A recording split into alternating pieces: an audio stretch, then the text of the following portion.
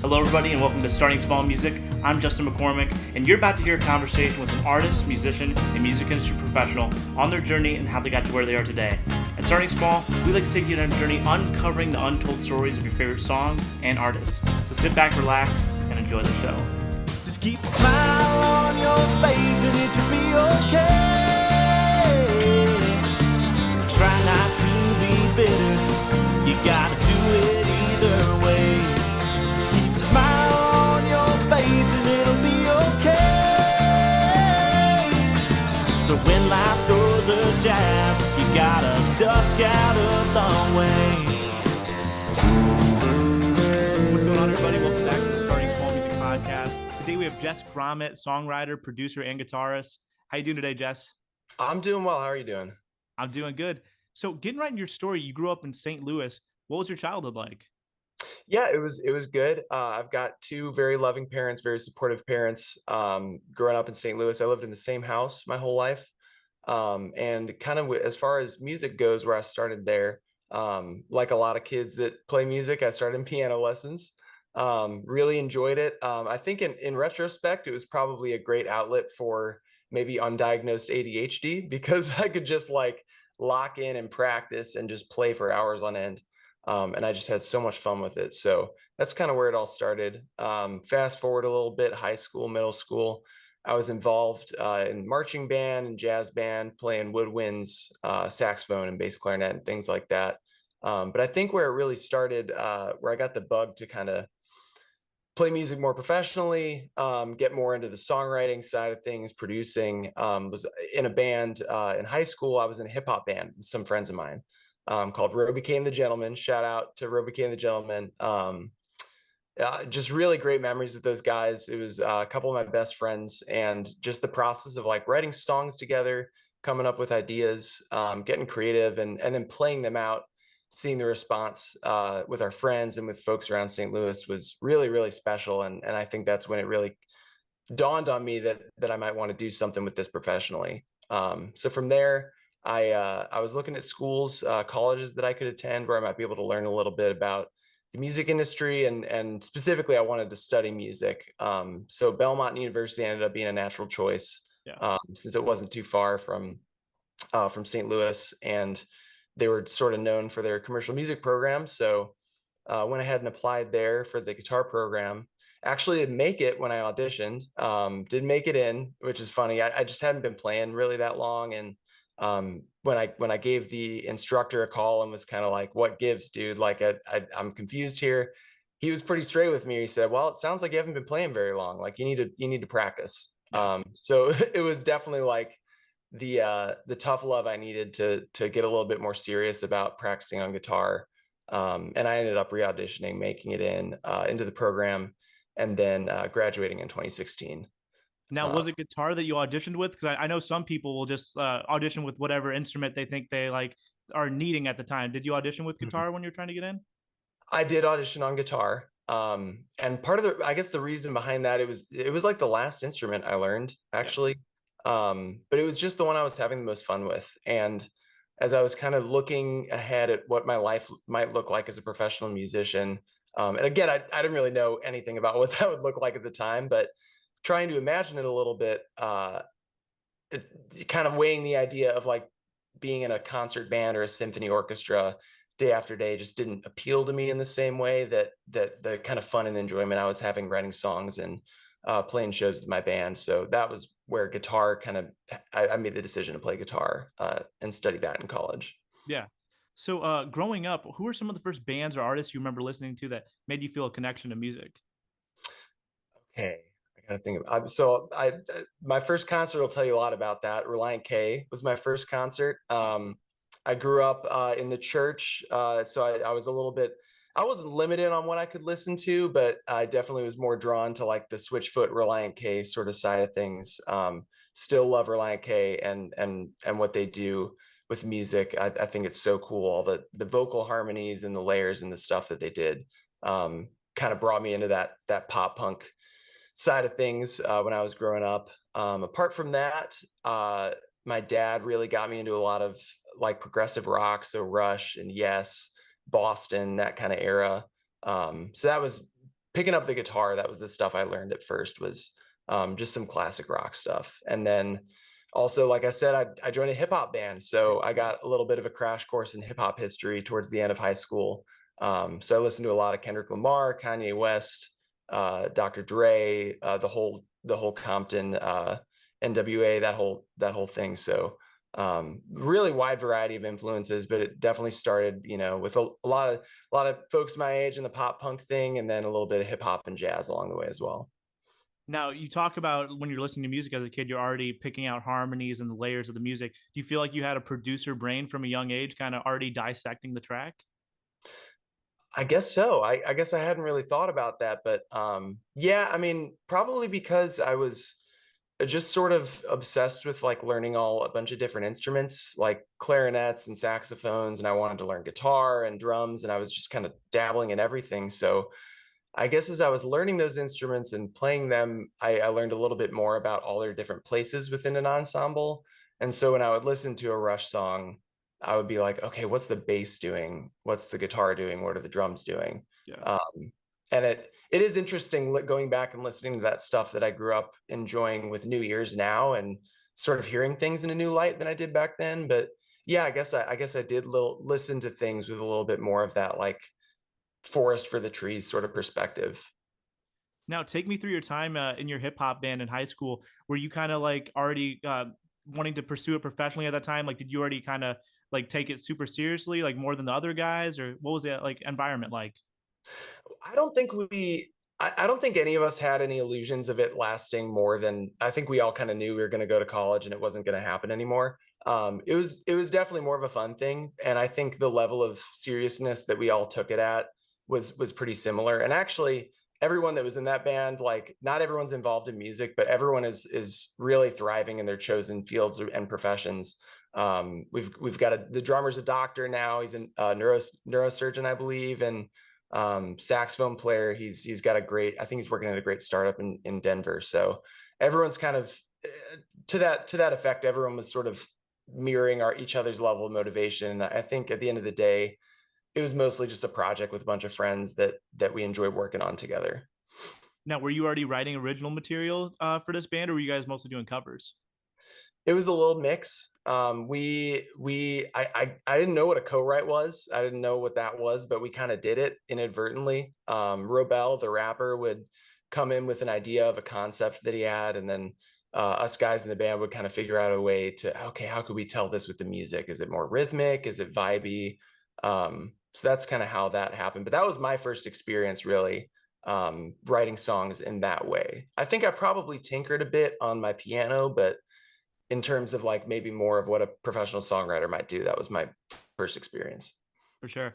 Now it's cool you're from St. Louis because I'm a huge Cardinals fan, and I Yeah. even I one time I was in town, there was even a concert going on like under the arch, and it was just such a cool atmosphere for a concert. Did you get to see any like cool shows like in Busch Stadium or just when you were still living in St. Louis? Yeah, I mean, my favorite venue was a spot called the Pageant. It's in the Delmar Loop. It's probably comparable to, if any listeners are in Nashville, like comparable size to like the Ryman, or maybe Marathon Music Works. I saw a lot of shows there. I saw Arctic Monkeys. I saw Humphreys McGee. I was really big into jam bands. Yonder Mountain String Band. I saw Reliant K a couple times. Switchfoot there. Um, and I actually saw Ed Sheeran there. That was pretty wild. Oh It wow. was it was like right after he put out that first record and wasn't the global success, so it was pretty cool to see him in a small room. So yeah, I definitely was a huge fan of music of a lot of different styles, and loved going to concerts. So take me through your first couple months once you get to Nashville. What were you doing? Like, were you just meeting with people kind of in your Belmont circle? Were you going out and meeting people at writers' nights? How are you networking? I wish I was that productive at networking. At the first, when I was at Belmont, and I've always really enjoyed school, and just sort of the structure that it provides. I was kind of just keeping my head down in my studies in the guitar program, whether it was the classical side of things or the more commercial side. I was just really focused on my classwork. I was also involved in a fraternity at Belmont, Mhm. and that was a really great experience in terms of leadership and making things happen with community service, with a group of guys that were my best friends as well. So those first 4 years in Nashville that I was at Belmont, I definitely was focused on what was kind of what was right in front of me, being getting my degree, working hard, practicing really hard, building up my skills as a guitar player, and staying really involved in the on-campus life. So after I graduated, I guess I was a little bit more concerned with just trying to get work, trying to get a job, trying to make music for a living if I could. And as far as networking goes, I had a little bit of that built in through Belmont. But other than that, it was very organic. It was a bit like you said, like just kind of going out to shows, with maybe a drummer buddy, and he's got a friend there that I meet, and then they recommend me a gig, and it's sort of nebulous like that. Everyone just might know somebody else that you meet at a show or at a ride around, and just kind of built those connections and that network over years, really. Now, is there anyone that was in your class at Belmont that went on to do music professionally like yourself? Either a writer, artist, anyone touring? Yeah, so Devin Dawson's a great example. He was in my class at Belmont. Really amazing, talented artist and songwriter. And the guys in his band I was in theory class, theory one with Kip and Sam, and yeah, so a couple of those guys, and I'm trying to think of who else was in my class. Cassie Ashton, another great artist, came out of my class. I'm sure there's many others that I'm forgetting, and sorry guys if I am, but yeah, definitely some very talented folks coming out of that class. So, who is the first gig you pick up to go out on the road once you get out of college?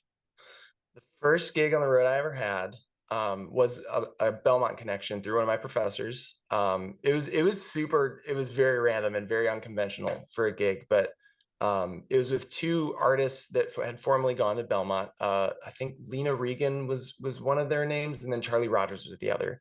And they were both performing at this sort of like, not a festival, maybe a conference for independent developing artists down in Houston, where they would, during the day, the two of them were like attending classes on or speeches, sort of TED Talk style things on songwriting and production, and the three of us band guys that were hired to go with them just kind of hung out in downtown Houston and got to know each other, and then played the shows at night with them. So it ended up being a pretty cool experience for me, because the two guys that were on that gig, Chris Sancho, who's an excellent bass player, and Kyle May, who's a great drummer, they were a bit older than me, and I got to get a lot of really good advice from them as far as like what kind of rates I should be asking for, what kind of details I should ask for when deciding whether or not to take a gig. So I look back on that experience really fondly.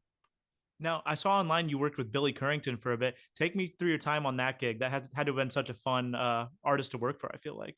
Well, so I'll have to tell you about that in a couple days, because I haven't worked with him yet, but I'm going out with him this weekend to fill in for a friend. Oh, no way. So That'll be super fun. yeah, so it's been what I can say is that him and his team have been really welcoming as far as the onboarding, getting me the materials I need to learn the set.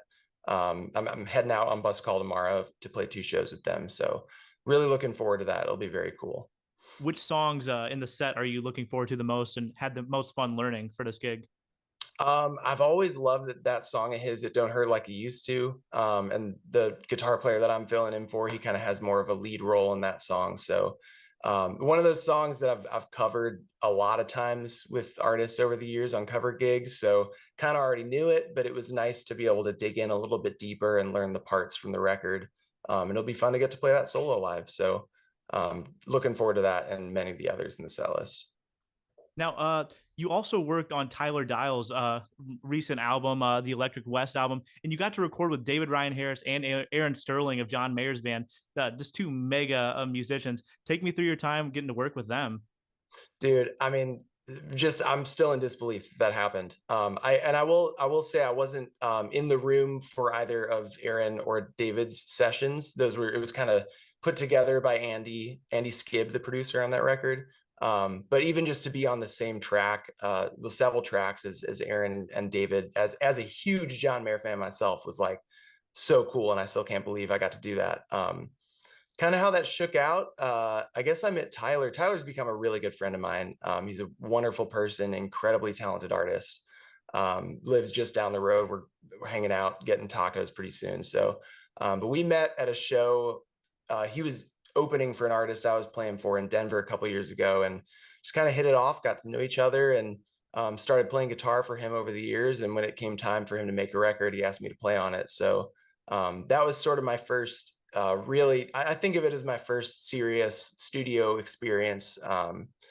A lot of it was cut over at a studio here in Nashville called Gilded Palace. It's owned by a guy named Adam Box, who's an amazing drummer who played on a good bit of that record as well. He tours with the Brothers Osborne, and it's his basement studio. So a lot of the sessions that I was on, I was in that room with Adam and also with a great keys player named Billy Justineau, who was out with the Brothers, now tours with Eric Church.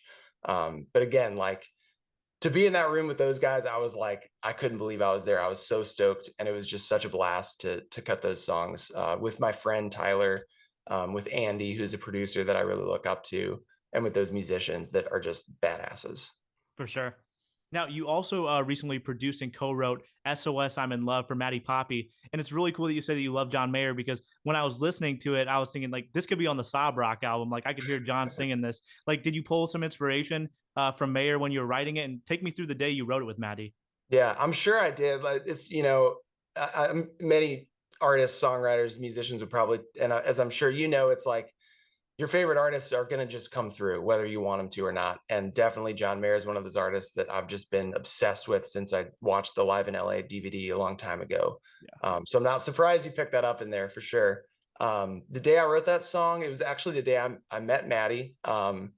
I had my good friend of mine, really excellent songwriter, Willie Morrison, had let me know that he had been writing with Maddie a bit and just loved her voice, loved her artistry, and thought we'd all be a good fit in the room together. So was it just it was the three of us and Corey Wager, who is another awesome songwriter. It was the four of us that day. And I think it was Maddie that came in. She didn't come in with the title necessarily, or actually, I'm sorry. That's a good edit there. She did come in with the title. She's like, I want to call a song SOS, but I don't want to do it the Rihanna way. I kind of want to make it more like I'm so in love with this person. It's like an alert. I'm freaking out a little bit. And so we just kind of ran with it. I think I started playing those chords in that pulsing fashion. And she was like, okay, that's cool. Let's chase that. And it just kind of very organically developed. We wrote the whole song that day, demoed it out, and kind of everyone sat with it for a week. And Maddie reached out and was like, listen, I'd love for you to produce this if you want to. And of course I wanted to, because she's amazing. She's so easy to work with and an amazing vocalist. So we got the whole thing done in this room, wrote and recorded the song here. And yeah, like you said, it just came out. So really proud of that one, proud of the team that made it happen. For sure. Now, you talked about going out on the road with Billy this weekend. What else are you excited about that's coming up soon for you? Yeah, so I'm sort of staring down a seasonal shift in my career that I'm pretty excited about. Like I've said, I've spent a lot of my time as a professional in music, touring, being a sideman, playing other people's music, and it's taught me a lot about the industry, and I've loved it. But kind of in the back of my head has always been the dream of being a songwriter and a producer. And it's just been a little bit scary, admittedly, to commit to that fully, because it means running my own business and not being able to depend on another artist whose career is already popping off. So at the moment, I have a couple shows here and there over the fall, but definitely a lot less than I usually would take on, because I am just jumping headfirst into production. So I'm taking meetings with publishers in town, getting some good feedback, hopefully trying to get a publishing deal here soon, and just really trying to dive headfirst into that world. So I'm excited about that. Awesome. So I like to close my interviews by asking, what's a piece of advice you've learned along your journey that you'd give to the aspiring musicians out there? I think I would say, I'm almost thinking of like, what could I tell myself, right? When I was 18, when I had dreams of doing this. I think I would say you can do whatever you put your mind to, truly, but the biggest part of the job of being a musician is managing your own burnout, essentially. Yeah. Taking care of yourself. It's because I don't think people get into this. If you're getting into it in the first place, you love music, right? Like you're gonna be practicing, you're gonna be working hard. That's gonna come easily to you. The parts that come hard are maintaining relationships with your family when you're on the road all the time, maintaining, in my case, really great relationship with my wife, or if you ever any kind of romantic relationship, making sure you're staying on top of that. taking care of your friends, and taking care of yourself. Like those things are so important. And I think this is an industry that you can really let that stuff go, as I have in different seasons, without realizing it. So that would be the advice I would give, is just take care of yourself and stay focused and driven and consistent, more than anything else. Because like I said, if you're getting into this, you already love it, you're talented for sure. So just make sure to stay consistent, keep an eye on that burnout, and take care of yourself. Hey guys, thanks for watching. I hope you guys enjoyed this episode. Make sure to subscribe and leave a comment, and check out my music on all streaming platforms at Justin McCormick. See you guys next time.